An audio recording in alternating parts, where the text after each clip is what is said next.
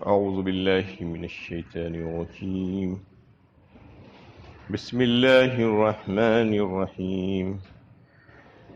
له معقبات من بين يديه ومن خلفه يحفظونه من أمر الله إن الله لا يغير ما بقوم حتى يغيروا ما بأنفسهم وَإِذَا أَرَادَ اللَّهُ بِقَوْمٍ سُوءًا فَلَا مَرَدَّ لَهُ وَمَا لَهُم مِّن دُونِهِ مِن وَالٍ۔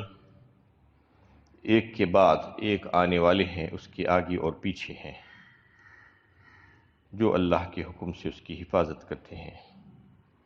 اللہ کسی قوم کی حالت کو نہیں بدلتا جب تک کہ وہ اپنی روش کو نہیں بدلتی، اور جب اللہ کسی قوم پر مصیبت لانا چاہے تو پھر وہ ٹل نہیں سکتی، اور کوئی نہیں جو اس کے مقابل اس کا مددگار ہو۔ یہ سورہ رعد کی 11 نمبر کی آیت ہے۔ اس سے پچھلی آیتوں میں اللہ تعالیٰ کی صفات کا تذکرہ آ رہا تھا کہ اللہ تعالیٰ سب کچھ جانتے ہیں۔ اللہ تعالیٰ کے علم سے کوئی چیز دور نہیں ہے۔ اللہ تعالیٰ کا علم محیط سب کو چھایا ہوا ہے۔ وہ عالم الغیب و شہادہ ہے، غیب اور موجود دونوں کو یکساں طور پر دیکھتے ہیں۔ وہ کبیر اور متعال ہے، سب سے بڑے اور سب سے بلند و بالا۔ اس طریقے سے کئی اور اوصاف اللہ تعالیٰ کی تذکرہ کیا گیا تھا تاکہ توحید کی بات لوگوں کی سمجھ میں آ جائے۔ اس آیت میں اللہ تعالیٰ نے جو انسانوں کے لیے فرشتوں کی طرف سے ایک حفاظتی دستہ قائم کر کے رکھا ہے، اس کا تذکرہ فرما رہے ہیں کہ اللہ تعالیٰ انسانوں کو ایسا ہی نہیں چھوڑا ہے، بلکہ اس کی نگرانی کے لیے کچھ فرشتے مقرر فرما دیے ہیں، ان کی حفاظت پر مامور کیے گئے ہیں۔ جیسا کہ سورہ قاف میں بھی، سورہ انفطار میں بھی اس کا تذکرہ آیا کہ اعمال کے لکھنے کے سلسلے میں 2 فرشتوں کو اللہ تعالیٰ نے بٹھا کر رکھ دیا ہے، کرامن کاتبین یعلمون ما تفعلون فرمایا گیا سورہ انفطار میں۔ وہ جانتے ہیں تم جو کچھ بھی کرتے ہو۔ اذ یتلقى المتلقیان عن الیمین وعن الشمال قعید ما یلفظ من قول الا لدیہ رقیب عتید، سورہ قاف میں فرمایا 26ویں پارے میں کہ 2 فرشتے بیٹھے ہوئے ہیں تمہارے دائیں اور بائیں، جو ہمیشہ تیار نگران ہیں تمہاری۔ تم جو کچھ کرتے رہتے ہو، تمہارے منہ سے ایک لفظ بھی نہیں نکلتا لیکن وہ فوراً نوٹ کر لیتے ہیں، اچھا یا برا۔ یہ ان کا کام ہے بتایا۔ اور یہاں پر مزید کچھ فرشتوں کا تذکرہ اللہ تعالیٰ فرما رہے ہیں کہ انسان کی حفاظت کے لیے اور اس کی نگرانی، اس کی چوکیداری کے لیے اللہ تعالیٰ نے یہ مقرر فرمائے ہیں۔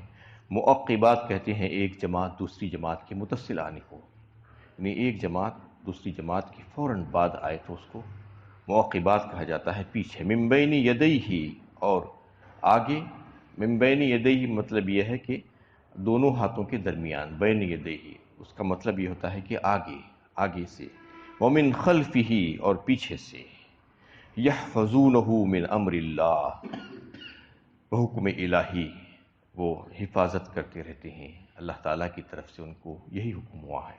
صحیح بخاری کی ایک حدیث میں بتایا گیا کہ فرشتوں کی 2 جماعتیں انسانوں کی حفاظت کے اوپر مامور ہے۔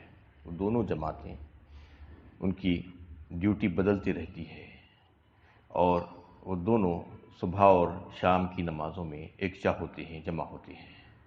صبح کی نماز فجر کی نماز میں، اور شام کی عصر کی نماز، دونوں نمازوں میں وہ بدلتے ہیں۔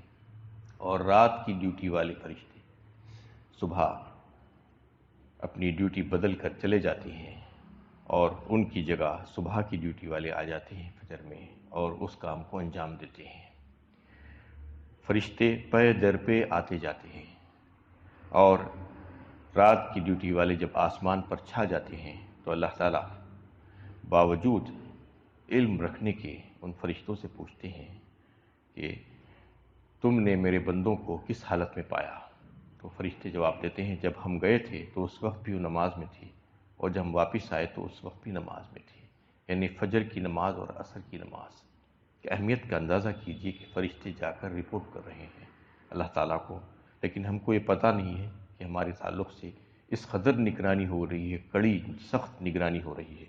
تو ایک تو یہ بات ہوئی کہ صحیح بخاری کی حدیث میں، اور ایک ابو داؤد کی حدیث ہے جس کو حضرت علی مرتضیٰ رضی اللہ تعالیٰ عنہ روایت کرتے ہیں، فرمایا کہ انسان کی نگرانی اور حفاظت کے لیے کچھ فرشتے مقرر کیے گئے ہیں تاکہ اس کو دنیاوی اعصاب اور آفتوں اور پریشانیوں سے بچائے رکھیں، کہ کوئی دیوار اس کے اوپر گر نہ پڑے، کوئی گڑھے یا کھڈے میں وہ گر نہ جائے، یا کوئی انسان یا اور کوئی درندہ اس کو تکلیف نہ پہنچا دے۔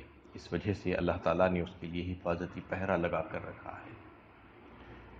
اس میں جیسا کہ بات آئی ہے کہ جماعتیں ہیں ایک کے بعد دیگر آنے والی، اور آگے اور پیچھے، اور دیگر آیتوں میں جیسا کہ ابھی میں نے آپ کے سامنے بتایا کہ سورہ قاف اور سورہ انفطار میں دائیں اور بائیں کا تذکرہ آیا ہے، تو اس حساب سے تو دائیں اور بائیں اور آگے اور پیچھے کے حساب سے 4 فرشتے ہیں، اگر وہ حساب سے لگائیں تو ان 4 فرشتے ایک وقت میں، اور اس کی 2 جماعتیں مطلب 8 فرشتے، لیکن احادیث سے کچھ اور بھی ثابت ہے۔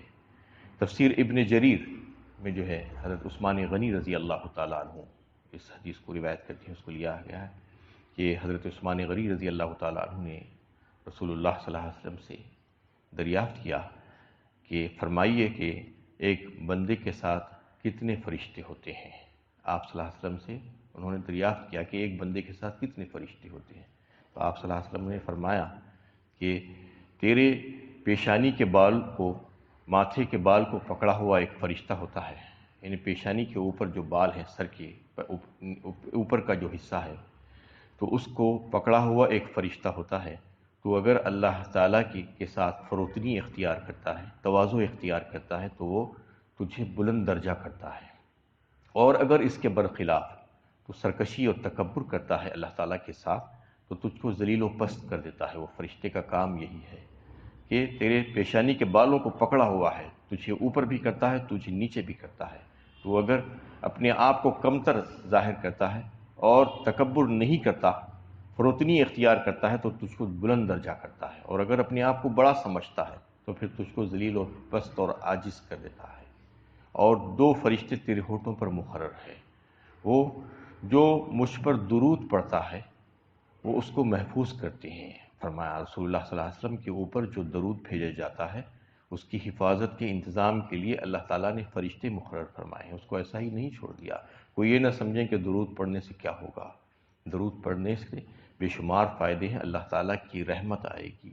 آپ صلی اللہ علیہ وسلم کے اوپر رحمت بھیجنا کوئی معمولی بات نہیں ہے، تو اس کے لیے اللہ تعالیٰ نے اس کی حفاظت کی خاطر 2 فرشتے ہونٹوں پر مقرر کیے، کیونکہ ہونٹ سے جب وہ کلمات نکلیں گے تو فوراً اس کی حفاظت کی جائے گی۔ اور فرمایا کہ ایک فرشتہ تیرے منہ کے اوپر مقرر ہے، جو یہ دیکھنے پر مامور ہے کہ تیرے حلق میں کوئی ایسی چیز، موذی چیز، سانپ، بچھو وغیرہ داخل نہ ہو جائے جس سے اس کو تکلیف پہنچ جائے۔ اور 2 فرشتے تیری آنکھوں پر مامور ہے اس کی حفاظت کے لیے۔ تو اس طریقے سے جو ہے یعنی ایک فرشتہ جو ہے سر کے بال پکڑا ہوا ہے، اور ایک فرشتہ جو ہے منہ کے اوپر ہے، 2 فرشتے ہونٹوں پر ہے، 2 فرشتے آنکھوں پر ہے، اور 2 دائیں بائیں ہیں، اور آگے اور پیچھے ایک ہے۔ تو اس حساب سے اگر دیکھا جائے تو 10 فرشتے ہیں، یعنی 10 فرشتوں کی ایک جماعت ہے جو صبح اور شام بدلتے رہتی ہے۔ تو اس اعتبار سے کل ملا کر 20 فرشتے 24 گھنٹے میں ایک انسان کے لیے اللہ تعالیٰ نے حفاظتی دستہ فرشتوں کا مقرر کیا ہے، یعنی 20 فرشتے ہماری حفاظت اور ہماری نگرانی پر مامور کیے گئے ہیں ہمارے سارے کاموں کے لیے۔ تو اس میں جو ہے اور مزید وضاحت ابن جریر نے جو کی کہ اس حدیث کی، کہ نہ صرف یہ کہ دنیاوی آفتوں اور تکالیف اور مصائب سے بچاتے ہیں وہ فرشتے، ان کا اور بھی کام ہے کہ انسان کی اخروی کامیابی کے سلسلے میں اس کو گناہوں سے بچانے کے لیے اس کے دل میں یہ داعیہ بھی پیدا کرتے ہیں کہ گناہوں سے بچے وہ، اور اس کو خوف خدا دلاتے ہیں، اور نیکی کا جذبہ اس کے دل میں ڈالتے ہیں، الہام کرتے جاتے ہیں۔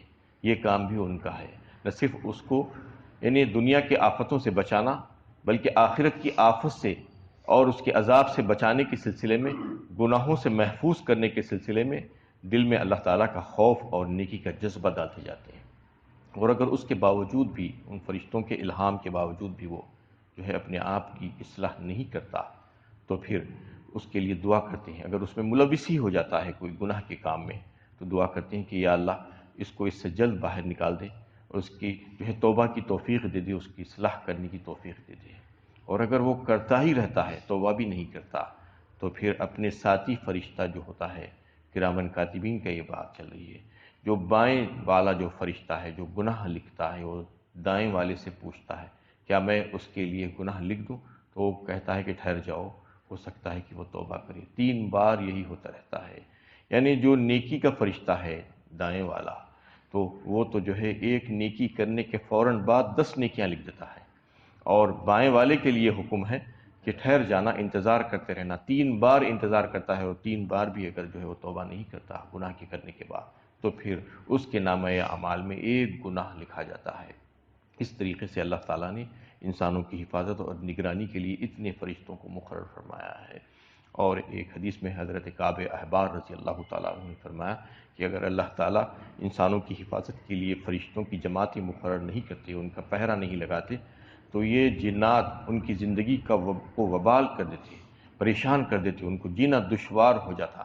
لیکن جو ہے اس کے ساتھ ساتھ یہ بات بھی ہے کہ روح المانی میں یہ بات بتائی کہ انسان بسا اوقات پریشانی میں بھی تو مبتلا ہوتا ہے، اس کو تکالیف بھی تو ہوتی ہیں، وہ نقصانات سے بھی تو دوچار ہوتا ہے. تو وہ تقدیر الہی جب جو ہے فیصلہ کر دیتی ہے، یہ فیصلہ نافذ ہو جاتا ہے کہ اب اس بندے کو مصیبت میں ڈالنا کا ہے، تو پھر وہ سارے فرشتے جو اس کی حفاظت پر معمور تھے وہ بازو ہٹ جاتے ہیں اللہ کے حکم سے.